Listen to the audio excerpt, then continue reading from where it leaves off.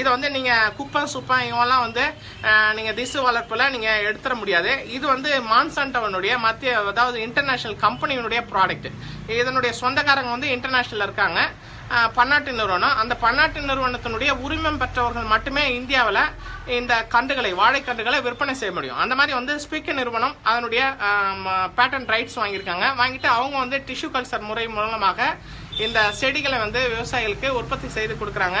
அதே மாதிரி ரிலையன்ஸ் போன்ற நிறுவனங்கள் அதெல்லாம் பண்றாங்க. அதனால வந்து இது என்ன பிரச்சனை, இந்த பழத்தை சாப்பிட்றதுல என்ன பிரச்சனை அப்படின்னு பாத்தீங்கன்னா, இந்த பழத்தை சாப்பிட்றதுனால அலர்ஜி உண்டாகும். ஏன்னா இது வந்து இயற்கையான வாழைப்பழம் இல்ல, இதனோட பல காட்டு பூச்சிகள், கரப்பாம்பூச்சி இதனுடைய ஜீன் வந்து இதுல சேர்த்திருக்காங்க. ஏன் அதனுடைய ஜீனை வந்து இதுல சேர்க்கணும் அப்படின்னா, பயிர்கள், அதாவது வாழை தண்டு அழுகல் நோய், அந்த மாதிரி நோய் வராமல் தடுப்பதற்காக.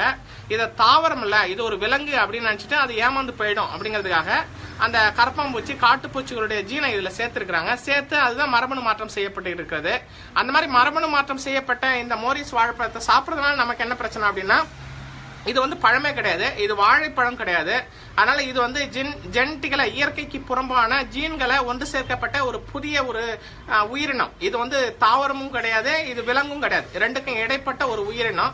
அப்ப இந்த உயிரினத்தை இது தாவரமாகவும் எடுத்துக்க முடியாது, அசைவமாகவும் எடுத்துக்க முடியாது. அந்த மாதிரி நம்ம சாப்பிடுகிற போது நம்ம உடம்பு ஒவ்வாமையை வெளிப்படுத்துகிறது, அலர்ஜியை வெளிப்படுத்துகிறது. அதனால அலர்ஜி அதிகமாயிட்டு சைனஸ், ஆஸ்துமா, தும்மல், இந்த ஸ்கின் டிசீஸ் இதெல்லாம் வருவதற்கு இந்த மோரிஸ் வாழைப்பழம் காரணமாக இருக்கிறது. அதனால தயவு செய்து நோயாளர்களை பார்க்க செல்பவர்கள் பழம் வாங்கிட்டு போனோமேன்னு சொல்லிட்டு தயவு செய்து இந்த பழத்தை வாங்கிட்டு போயிடாதீங்க. வீட்டுல குழந்தை வைத்திருப்பவர்கள் அந்த மாதிரி வந்து அவங்க வந்து குழந்தைகளுக்கு இந்த பழத்தை கொடுத்துறாதீங்க. அதே மாதிரி அலர்ஜி, தும்மல், ஸ்கின் டிசீஸ் இருக்கக்கூடியவர்கள், வீட்டுல யாருக்காவது அலர்ஜி இருக்கு, ஸ்கின் டிசீஸ் இருக்குன்னா அவங்க தயவு செய்து அவர்களுடைய பிள்ளைகளுக்கு இந்த பழத்தை தயவு செய்து கொடுத்துறாதீங்க. என்ன கேட்டீங்கன்னா, விவசாய பெருமக்கள் நம்முடைய பாரம்பரிய இனங்களான நாட்டுப்பழம், பூவன் பழம், இந்த மாதிரியான பழத்தை நீங்க வந்து தயவு செய்து பயிரிடுங்கள். இது வந்து நம்ம புண்ணியம், அதெல்லாம் பயிரிடுவது வந்து புண்ணியம்.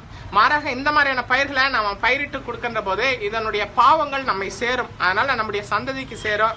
அதனால வந்து ஆரோக்கியமான உணவுகளை உண்போம், ஆரோக்கியமான இயற்கையான வாழைப்பழத்தை பயிரிடுவோம், இயற்கையான வாழைப்பழத்தை விற்பனை செய்வோம், இயற்கையான வாழைப்பழத்தை மட்டுமே வாங்கி உண்போம் என்ற உறுதியை நம்ம எடுத்துட்டோம்னா இந்த பன்னாட்டு நிறுவனங்களுடைய அத்தனை ஏமாற்றுத்தனங்களையும் மோசடித்தனங்களையும் நம்ம வந்து அடித்து நொறுக்க முடியும். அதனால வந்து இந்த தகவலை, இந்த காணொலியை பார்க்கின்ற நண்பர்கள் தயவு செய்து உங்களுடைய நண்பர்களுக்கும் பரப்புங்கள்.